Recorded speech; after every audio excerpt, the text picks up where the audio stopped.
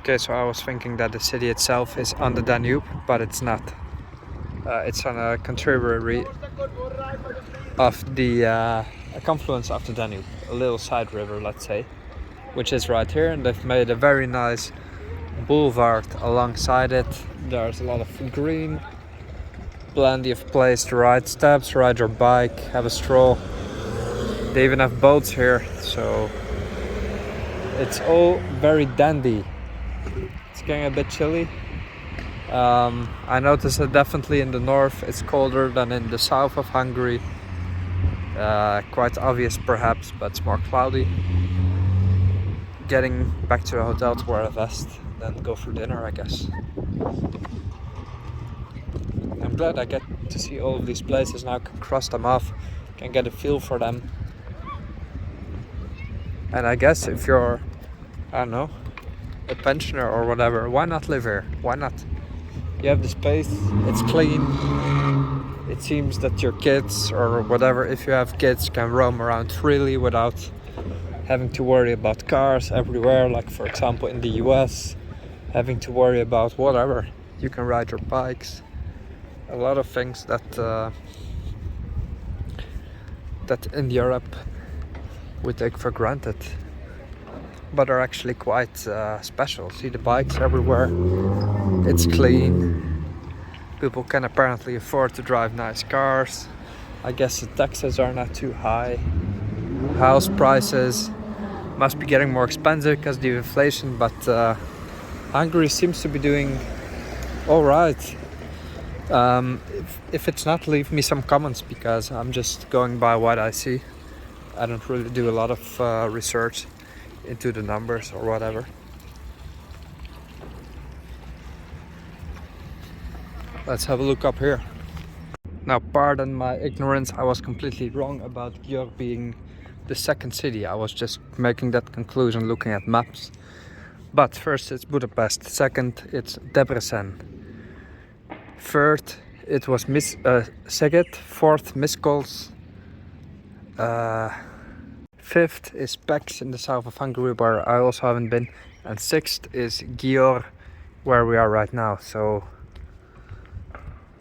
yeah, I had no idea why this was the second city, but it's obviously Debrecen in the east. Never been there either. I've been to Miskolc, I've been to Szeged in the deep south. So Hungary apparently has a lot more bigger cities than this one. Catholic church right here. Then there's a bridge with a little island in the middle where you can have a stroll, sort of pavilion.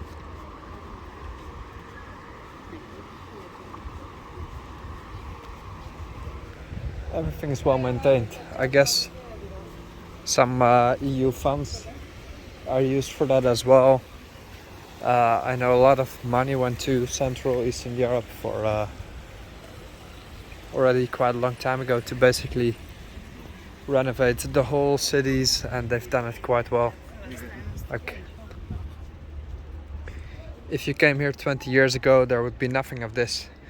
It would all be communist concrete. There would be, like, in its time it was nice, but it would have been very aged.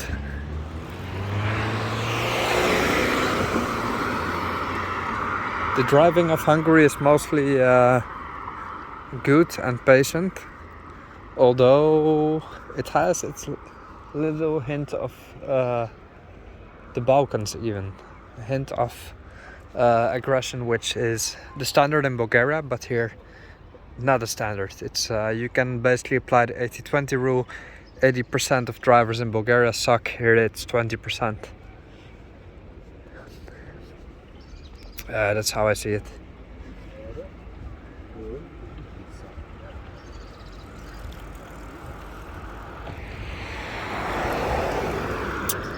Buses are pretty decent.